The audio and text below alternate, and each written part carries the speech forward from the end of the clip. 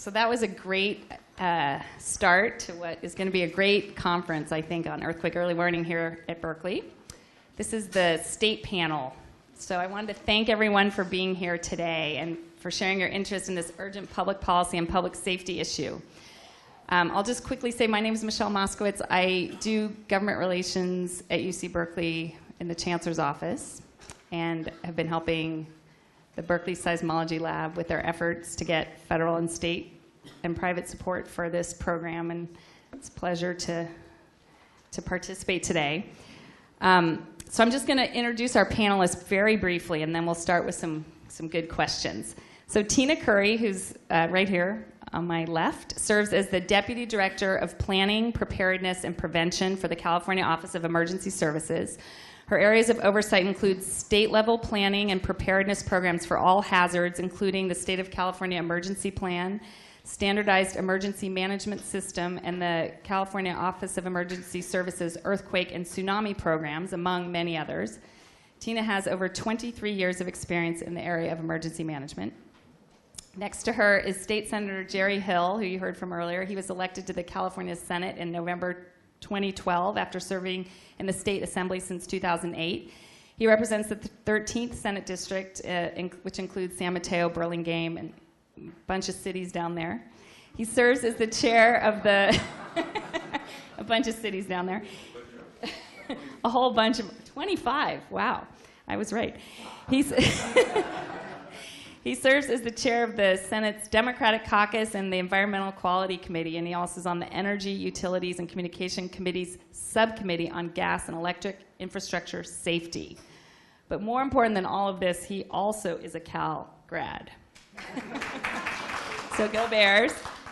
And then next to him is Angela Minetti, who's been working for Senator Alex Padilla in his Capitol office in Sacramento as a legislative aide extraordinaire, I call her. She's been helping to shepherd Senator Padilla's earthquake early warning legislation for the past several years and has been our wise counsel throughout this process. So we're glad she's here too. So we're going to start out with the first question. So we've now heard a little bit more about how Cal OES is approaching the task put before them by Governor Brown to identify a reliable funding mechanism to implement earthquake early warning in California for everyone. So my question is, what are the obstacles on this path that still lie ahead, and what is keeping us from funding this?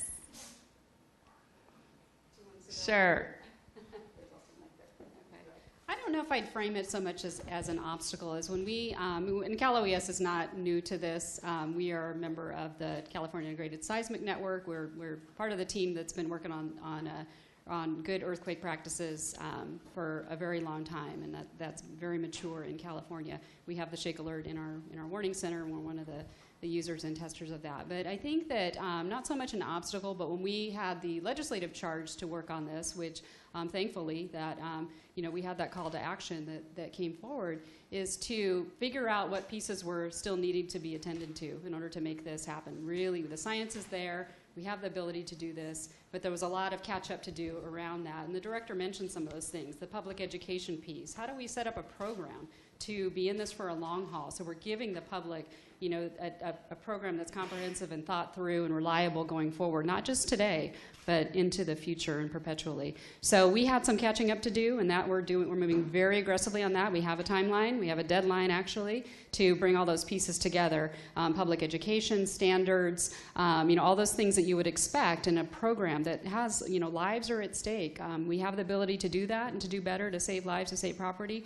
But that's a huge responsibility as well. So we're bringing together all those pieces. And it's a little bit of a challenge because of the timeline and bringing together a lot of agencies around that framework. But we're up to the task, and I think we've made great progress. And thank you, because I think Christina has all the answers, the potential answers are right with her department, so where that money is going to come from, or at least determining the source and how that blended formula at the end of the day, how it will be governed, that's all in her office with OES, and I think that it's in the right place. Because we need some agency that is equipped and capable of doing that to put it together. But I think the three issues that we're looking at that I see as the kind of an obstacle, the funding certainly is one. Where and how that formula will come together. And I think the Secretary and Christina, they're working diligently and talking just briefly I think we see the end of the road there already, and we're just beginning. But I think the funding stream and the opportunity, the money will be there in short order. And I think that's the key part that we're looking at. But that's only part of the equation. Because, we find the funding, but then we have to put together the governance structure. We have to put together the communication structure, then the education structure, and the part that will make it work. And that's really where the challenge is, because one of the things, and I've been getting involved in earthquake early warning for the last maybe 4 months at the most, and more aggressively over the last couple of months. But the one thing that I'm hearing and that I'm sensing that I think is everyone in this room hopefully will take to heart is that we have to begin to speak with one voice. We have to come to whatever determination it is, however we feel the best way to move forward. And there are a lot of entities. There are a lot of the academic aspects of it. There's the private sector aspects of it, and the USGS aspects of it. And there are all of these different elements that are at play.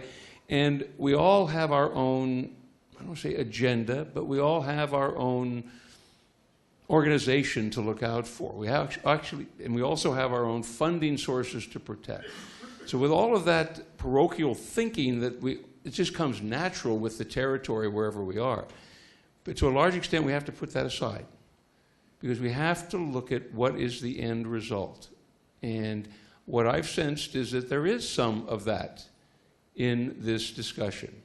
And we have to communicate, we have to speak with a common voice. And where that will be important is when we go back to the legislature at some point in time to ask for either a governance structure that comes around or whether we're looking for a funding source that's outside, whether it's working with the Public Utilities Commission, working with transit agencies, working with other things that we may need legislation. Then what's not going to sell to the legislature is to have that potential infighting, that lack of a common voice moving forward. That's the part that I think we have to be very sensitive to, because this is too important to lose sight of and to allow that to dominate the discussion at all. And that's my fear, that we will not be able to come together with a common voice. The other part, the third element that I see is education. Not just educating the public into what needs to be done and how important. And as I said earlier, and I think we all agree, the public, I think, would be very supportive of this. That they would have expected this to already be in place and working, especially looking at the other countries in the world who have been able to implement this.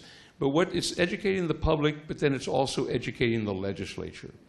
And I, just from my background, when I started in the legislature and representing the peninsula of San Francisco, and seeing one of the great industries of that area is the biotech, life sciences, medical device industry. I mean, they thrive, and it's quite an economic generator. The birthplace with Genentech in the 1970s was in South San Francisco. But looking at that industry and seeing the value of it. But what the challenge became is it's a very unique industry, as most, a lot of things are. This is what we're talking about here is unique. And that industry was unique. And my job, and I chaired the Select Committee on Biotechnology, and the purpose of that was to educate the legislature on the uniqueness of that industry.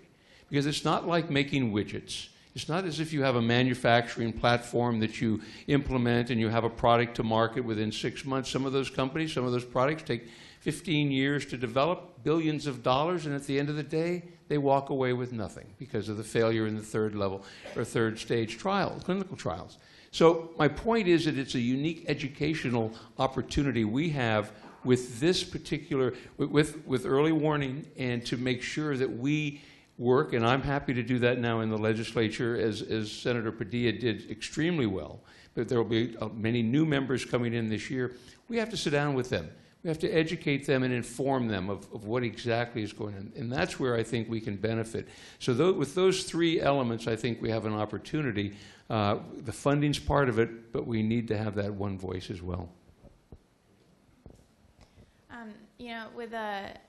In regards to the obstacles, I think we're overcoming them because the discussions have begun. The discussions are taking place right now, and progress is being made.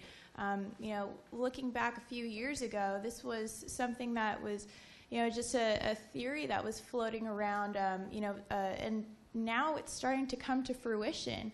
We've got stakeholders coming together. We've got this wonderful conference happening, and I think the political will is starting to muster up much stronger than it has been in the past years. Even though California's been earthquake country since the 1800s, and prior. So I would say that significant progress is being made, and a lot of the hard work and dedication needs to go into how this system can function, as a government-run system, but yet partnering with the talents and the ingenuity that the private sector also can offer as well. So I was going to ask you, Angie, about some of the ideas that you worked on when you were working on the bill. Like, what were some of the you were pursuing different avenues for funding. We talked about sort of looking to the utilities or the communications industry, and I just was hoping you could just share some of those pursuits and sort of where they are and how realistic some of those pursuits are, and if we should still be looking to those communications industry and the utilities as potential funders, or if we should be thinking about regulating them to do this, or tell us a little bit, because I know you looked into this stuff. Absolutely. When Senator Padilla came back after his tour, he said, I want to do this. I want to do this bill. We're going to do this bill. And the biggest question for every staffer is, oh gosh, how much is this going to cost? Is this going to die in fiscal committee? And when we started brainstorming on the different funding options, we also had to keep in mind kind of this overarching, I guess, rule and law that that essentially governs us, which Prop 26, passed in 2010, required a 2/3 vote for any type of a tax to be passed. And if we were going to get any general fund money for this, it would require a 2/3 vote. At the time when SB 135 was moving through the legislature, we did enjoy a supermajority in both houses, and this was something that could have been feasible, but yet our economic environment at the time was still recovering, and we had to be mindful that a lot of different groups were still suffering from budget cuts, still suffering from the budget cuts from the recession, and we're recovering and in the process of recovering. And we're still climbing up. Although there was a surplus after this year's budget, we're still there are a lot of groups that are still in recovery mode. And so that forced us to look at and try to be a little bit more creative with, maybe utilities, maybe other funding opportunities, what businesses could benefit from this. And of course, this discussion was too, I think, as Senator Hill mentioned, folks need to be educated with these ideas, and it's the tendency for technology to significantly outpace politics in the political process. We tend to move at a slower pace when we start to regulate these new ideas and new innovations that industries and the modern day starts to offer the public.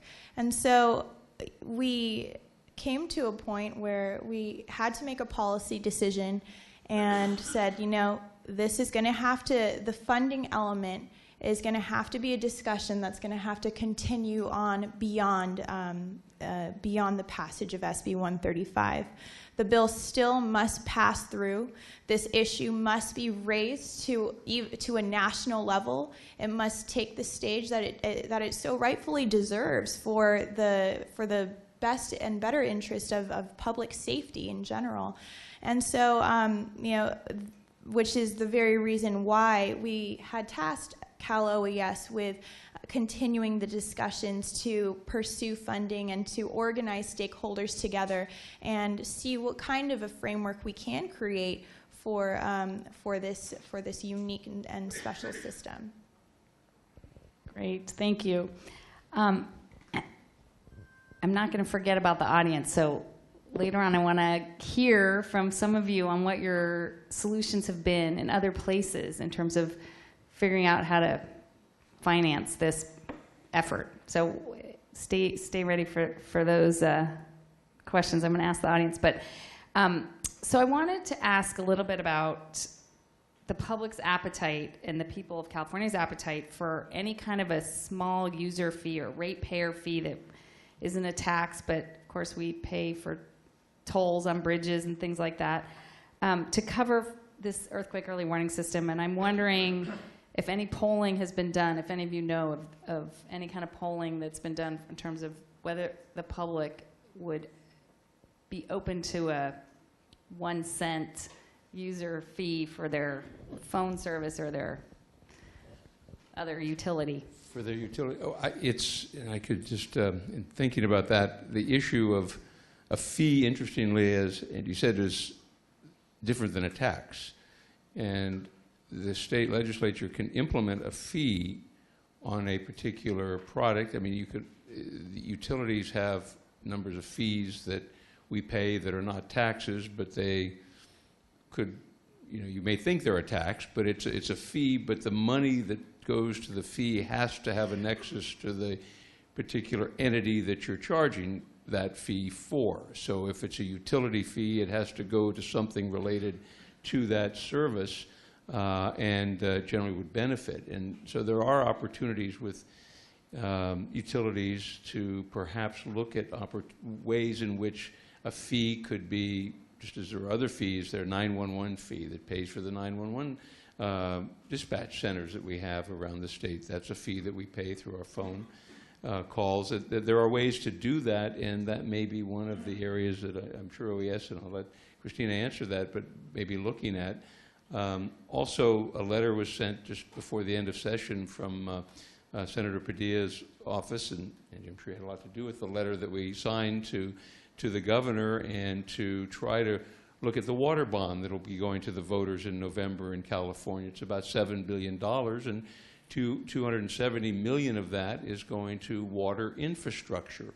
And what a better way than water infrastructure protection in the event of an earthquake that could be utilized as a small portion of that $270 million. So there are a lot of special funds also in the state that we have the little piles and pots of money that I believe that there could be sources in there that we could use for implementation of the system too. So I think there are a lot of different things.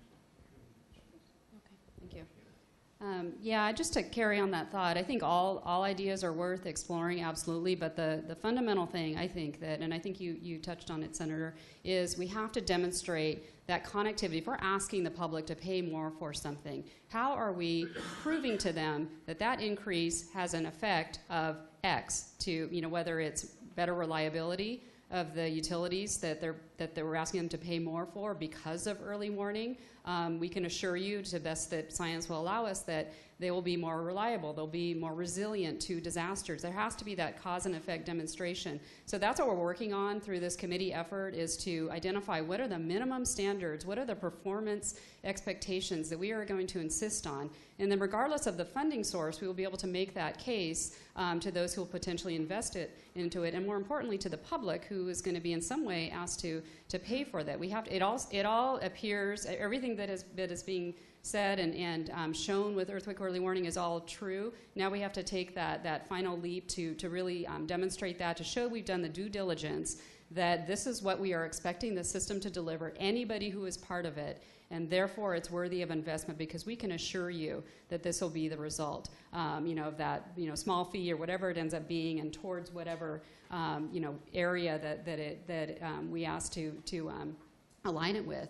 That there's going to be an enhancement to safety, we're going to save lives, we're going to reduce losses because of earthquake, and really, again, just making that providing that proof, providing that demonstration that it makes sense to invest in this way, and we make that connectivity to the public, that whether it ends up being utilities or what have you, that's the absolute right way to do it, because we have we can demonstrate that it will save them something in return.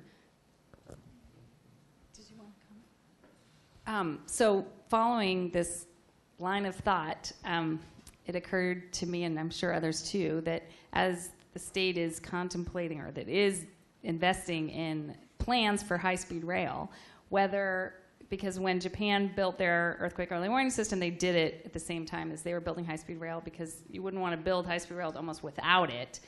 So the question is whether there's any opportunity now that high-speed rail, no pun intended, is moving down the tracks, whether we could somehow make a case to the public that this is the right time and makes most sense right now to think about carving out a little bit of the high-speed rail bond money for this.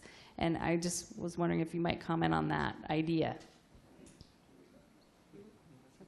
Just absolutely, the High-Speed Rail Authority is already and will be a stakeholder in this. It makes sense. This is something that the other countries of earthquake early warning have already demonstrated to be an effective deployment of that system. It's something new in California, so just like any new construction requires latest building codes, those types of things. It makes a lot of sense. The financing structure of that is being figured out. What the cost will be to users of that system will be. All that's being figured out. To me, that's a ripe idea for and an obvious something. It's something we've already said and articulated would be a benefit of an early warning system, is stopping trains in advance, and obviously that's a first of its kind in California to have high speed. We'd want to have the utmost safety measures employed with that. So to me, from OES's perspective, it makes all the sense in the world, and we already plan on having high-speed rail as part of our stakeholder groups to build this. But I'd open it up to others.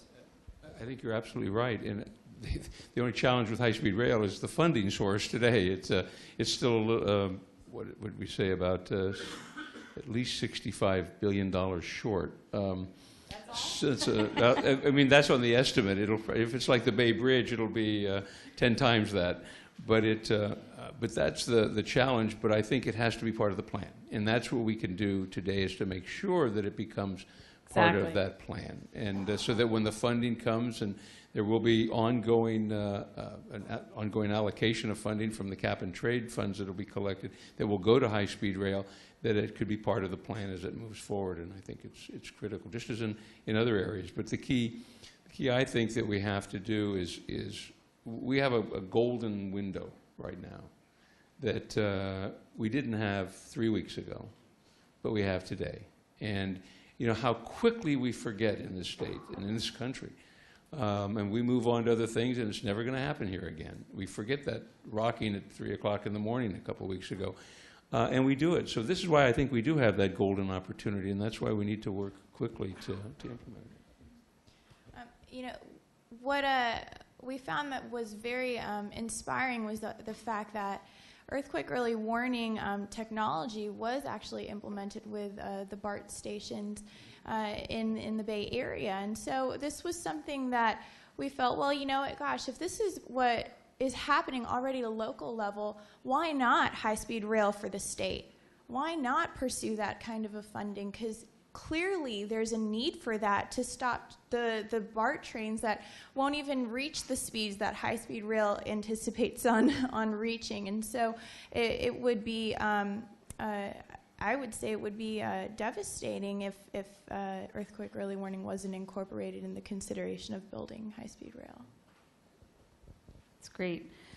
Good to hear.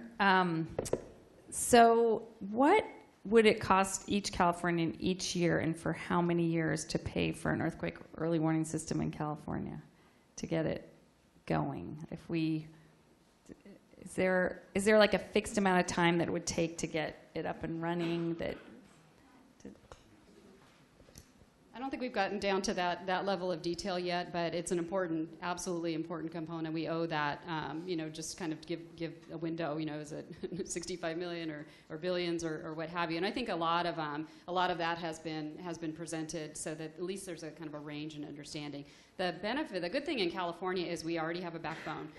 Fortunately, we have a sensor system. We have the California Integrated Seismic Network. We've been using that for years. We are not starting from scratch. We have fantastic private sector contributions that have gone into this, and all of the resources that brings. So we have the best and brightest, I'm convinced, I know, that are working on this. We're so grateful for that. We have a foundation. So there is going to be something over and above that. Just like anything that's new, anything that is enhanced, it's going to be ongoing. But fortunately, we have already invested in that in California to a large extent with the baseline that we have. And so we've got to figure out what is over and above that, and what the ongoing cost is going to be, so that we can provide that definitive analysis as we're educating the public and the legislature. But again, I keep going back. I sound like a broken record, I know, but I keep going back. We've got to build that foundation first. All the pieces that go around it.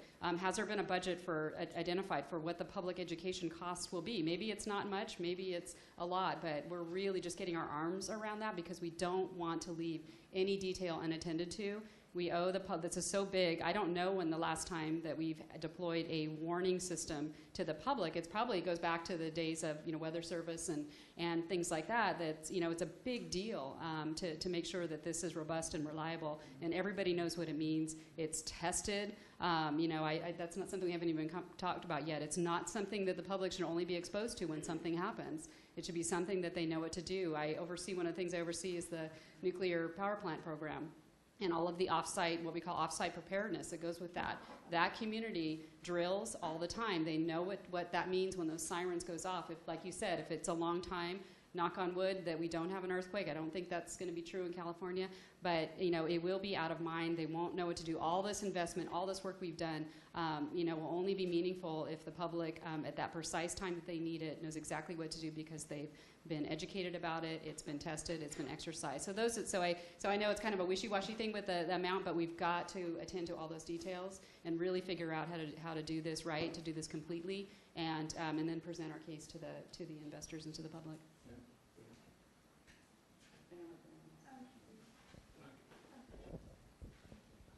So, as far as a dollar amount of what it would cost a Californian, it wasn't, those numbers weren't necessarily something that we were able to extrapolate and construct in our office. But, just going off of some of the existing surcharges that we get for emergency services on our cell phone, I remember we were entertaining maybe like a quarter per Californian for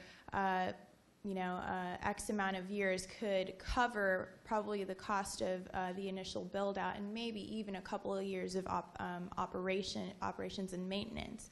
Now, when we were bouncing these numbers around, at the same time, we had to exercise utmost prudence, because with a system like this, you need to have a multifaceted system requires a multifaceted funding structure, essentially. And with that, strong nexuses need to be made between what users are paying into, and as Christina said, and what benefits they're receiving. And so, as the public does get an early warning and an early alert, there are other entities that, maybe may have a different benefit.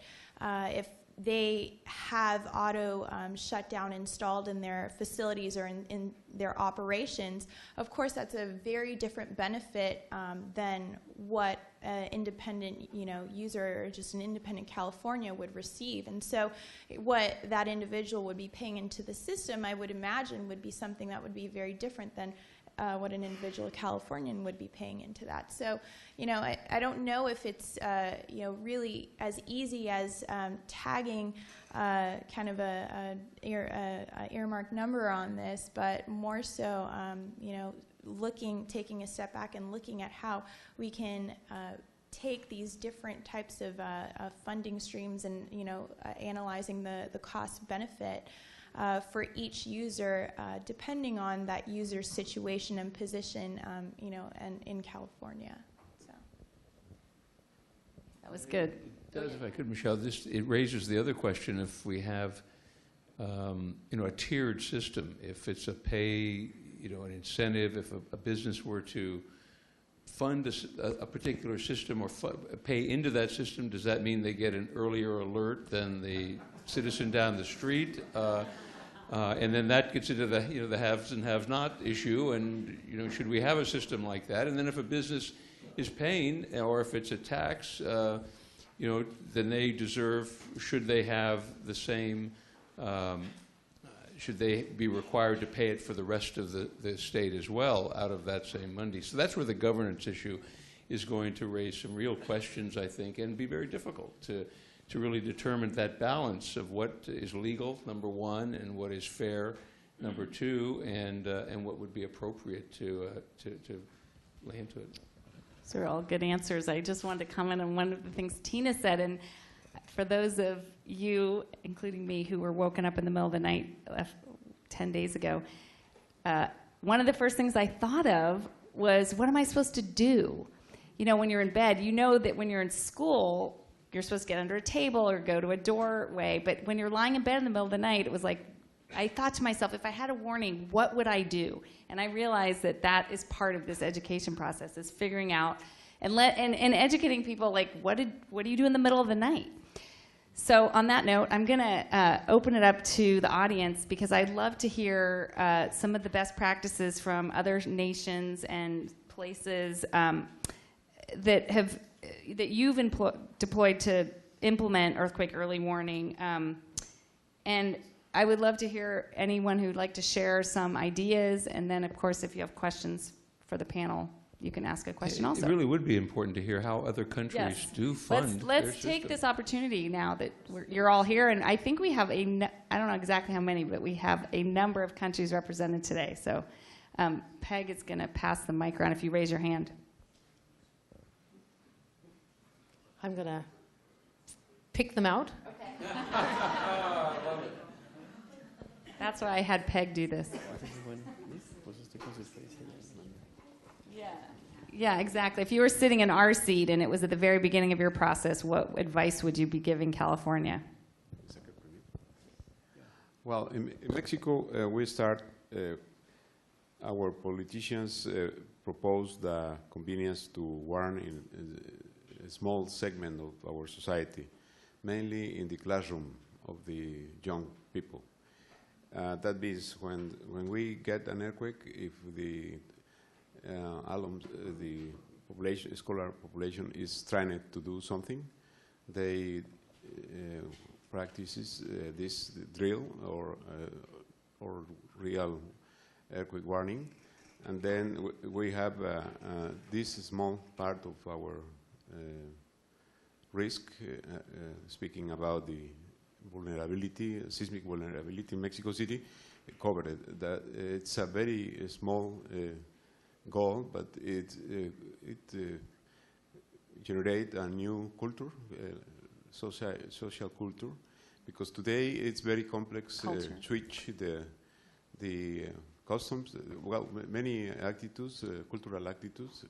When we start using a smartphone or a plane or something, we need to learn how to handle this new technology. This is a very complicated technology, the early warning, and probably is a good goal, try to apply this in the more sensitive segment of this society, the young people, and win time, win experience, and other kind of application, automatic application must be intended, but probably reduce our scope just to this segment of the society.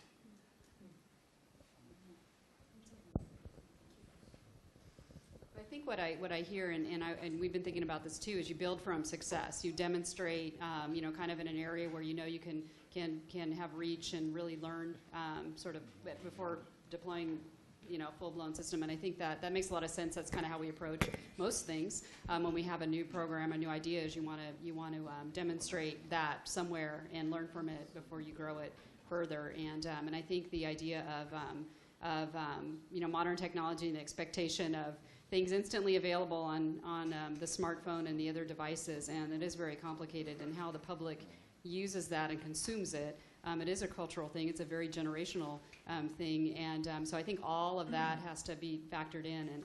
And I want to recognize Kate Long from my staff, because she has devoted her life, I'm pretty sure, to earthquake education, because I'm not sure what else she works on or does. But and it's tough. Just the the shakeout and all the things that we've done in California and now worldwide to just even take that day and dedicate it to it. It's still an uphill. To get people's attention, because they do move on to other things. Right now, it's probably at a high peak of awareness, and then so you have to keep at it. And I think that we can learn a lot from your experience. Okay. Thank you. Japan has a very little bit difference from US. For example, in Japan, there are a lot of earthquakes. And Japanese people know, for example, seismic intensities. All Japanese people know seismic intensity. For example, when an earthquake occurred, TV broadcast seismic intensity immediately. I think it's very different from US. And already before the earthquake RE1 we have a service of the rapid report of seismic intensity just after the earthquake. So the earthquake early warning is an additional service for seismic observation. So it's when earthquake warning, when strong alert for the strong ground motion. That's a responsibility of the national government. So it's operated by government. So not so much worry about the budget one. But when weak ground motion or moderate ground motion, some organizations, some company want to some smaller ground motions. So in this case, in Japan, we operate a private company from the information from JMA, and so private company provide each customers. So in this case, how precise and how fast is that depending on the company, depending on their skill of their technologies. So we have a different, it's a warning is one responsibility of government. And on a smaller scale is when individuals collect the money and operate it as a business. So a private partner as a business. So it's a little bit different from the ideas.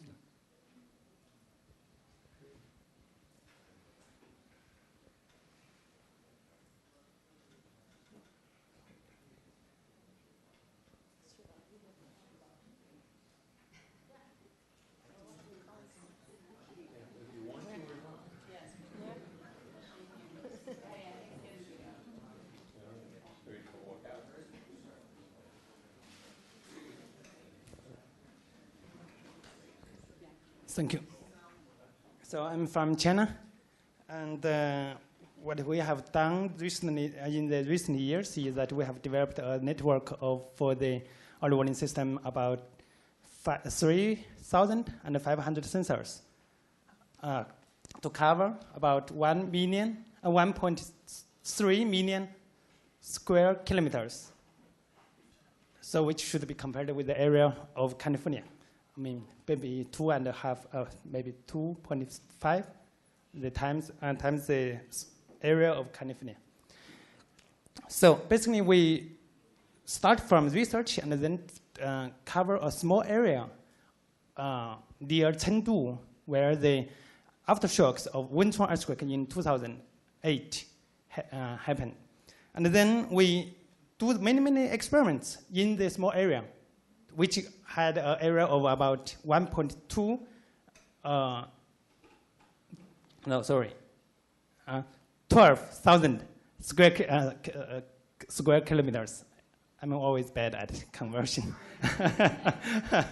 Okay, anyway, so did many experiments in the small area, and for both the technology and also for the applications in schools, for example. And then we expand the area to the big area like we have now. And we are still expanding the area up to maybe 2 million square kilometers very soon. So to have maybe, of course, more sensors in the near future. So, and also, as I said just now, we set up the application rules initially for persons and as well as for the schools. And then we expand the application of the EW messages to other areas, like the subway, nuclear station, and also the gas lines, and more, I think. So it's difficult to educate the people, as well as the government anyway. And so it's new technology as it is here. But step by step, by doing experiment, and we had a lot of news, media news, so that the public getting the knowledge for these things. And I'm very happy to say a lot of media came in the morning. And then they can educate the public, and as I said, the government and the governmental people as well. And that's what we have been doing. And of course, during the process, we have been able to learn from the technology from Japan, Mexico, and of course, America. So this is a chance to share the experience. And of course, we are trying to work with the people around the world to further improve. Of course, what I just want to emphasize one thing. Just now you have talked about the investment. So one of the reasons that we could achieve this now, to have, for example, 3,500 sensors, is because of our special technology that actually can process the signals on-site, basically, in the sensor. We don't transmit all the we don't transmit all the data to the EW center to process the EW messages. Instead, we do the distributed computing. Yes, thank you. Distributed computing, so that makes us to cut the investment a lot, maybe 1/3 or more of the we only need 1/3 of the investment that could be used for the traditional technology. That's all. Thank you. Hey, my name is Gazi. So I want to propose some solution. Everybody knows about the Google autonomous car. Am I right? Google autonomous car. So I live in Mountain View. I see once in a week. So Google autonomous car is not the outcome of the Google, actually. It's the outcome of the competition arranged by the Department of the DARPA. They call DARPA, Department of the Defense. So every year they invite the mechanical engineering departments or private industry to compete for an autonomous car. So it has been going on for maybe last 10 years. So eventually somebody was successful, and then Google hired him, and then Google made the projects, and many people in that project has been hired by who has been working on this competition. So I think state can arrange some kind of competition, so university and the private industry can compete. I don't know what kind of competition, but this might be very good incentive. So there is prize and real demonstration, and you see the solutions, engineering solutions, maybe from university or from the private industry. So that is my suggestion, proposition. So. No, it's great. I think that's something that we should look at. Great opportunities there. And, just curious, I like that idea of a prize. Is there a precedent for that in the state? I know on the private side. I mean, has the state of California ever done that before? Prize like, for yeah. innovation? Yeah. I don't know. It's doubtful that we ever have, that we ever will, probably. But yes, that's right. Yes. Exactly. Department of Energy at the federal level has been done, like DARPA. But I was great just idea. the state. Yeah, the state. Well, that's good. That's a good precedent.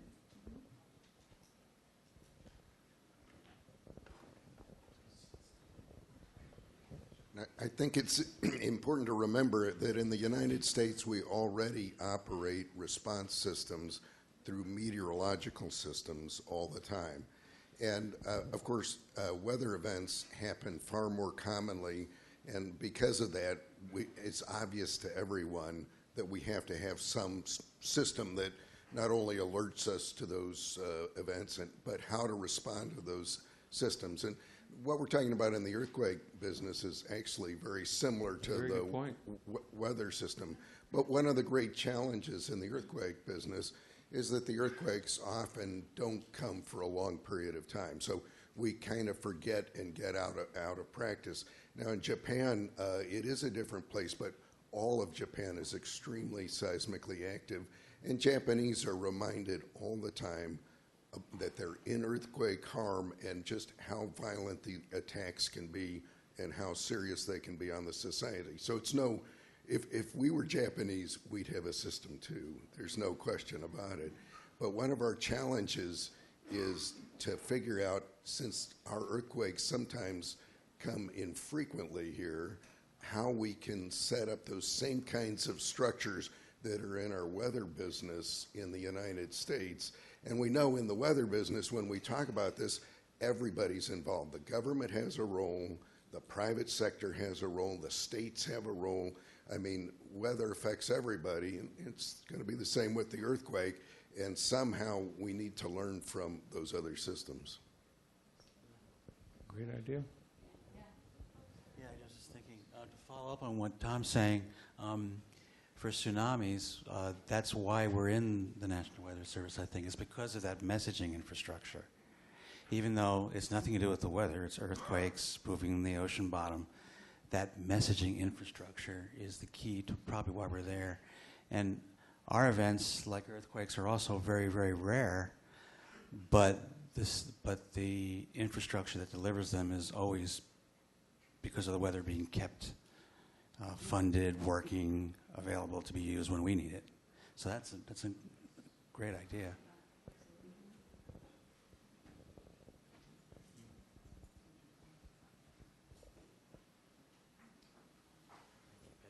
I wanted to add on this comment related to the weather issue. I think, though, it is equally important that we understand earthquakes are very, very different than other warnings, as our time window is so much smaller, and thus the need to have this pre-training already done and the automation.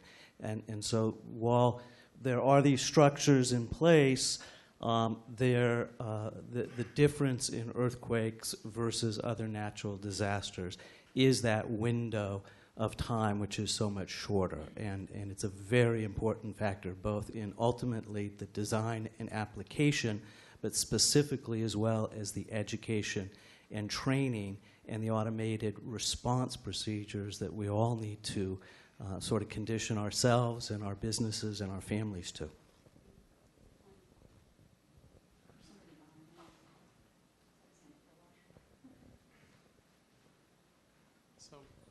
One thing that the pre-planning is a really good idea. I was part of the 1989 earthquake. We had a computer group here at Berkeley called BMUG, and the Red Cross had put in all these infrastructure, these mainframes, and none of it worked. And so we got a bunch of PCs, and a friend of mine had created the RJ45, so we networked all this. And we got 10,000 volunteers who were experts in all these different fields. And then we sent that information to all the field stations, and I was the one that went to all the stations and said, what do you need, who are the experts, and we can do that. And that's something we should set up prior to a major earthquake or other events.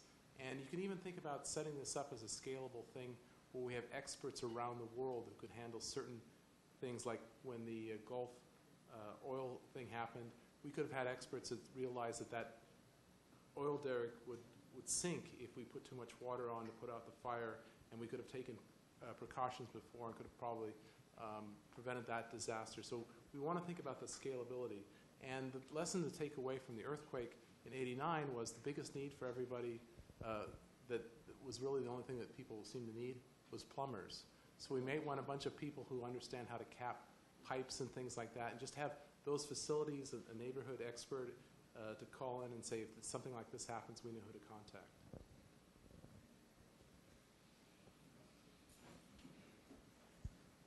Richard. So I'd like to answer Michelle's question of what would it cost. I did the math.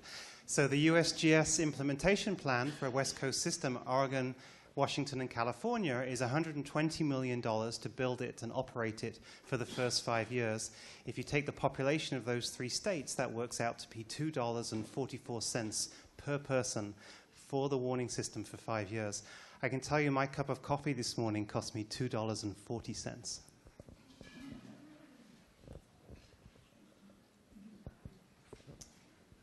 Well, you might need to get a double latte, because the one thing that figure that USGS has estimated does not include is the complete cost of education, which will be an ongoing issue.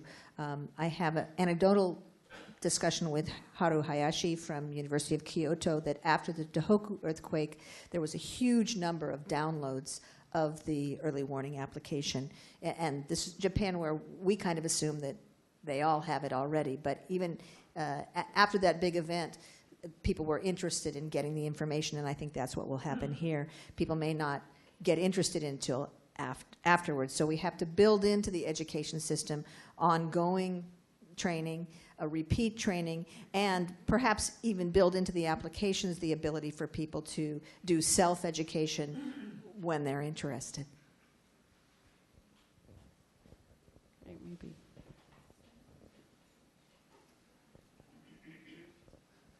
With regard to the education, we already have a ready-built system in the United States. We have FEMA's CERT program. So one of the things that you could do here in California as part of the CERT training is go ahead and instill in those CERT graduates that when this alarm goes off, this is what you do, and it changes the paradigm. No longer are people sitting there waiting to figure out what happens. They know when they hear this, they go, I'm going into CERT mode in 20 seconds. I know I'm going to check my family, I'm going to check myself, and then I'm out the door. So we have the ability to begin doing that using the CERT program, NERT program, whatever they call it in their community, as well as the schools. You know, the schools do the training. My wife's a teacher. They do the earthquake training and all of that. So we have the ability to do the training and get it out the door. It's just a matter of starting to implement this tool with those particular channels. Yeah, that's a good point. The challenges that you face at the state level of funding the system are really not so different from those that we've been working with at the federal level for the past 15 years to modernize earthquake instrumentation and recording across the entire country. And I think it's very interesting that it was easy to get everybody to buy on to the authorization.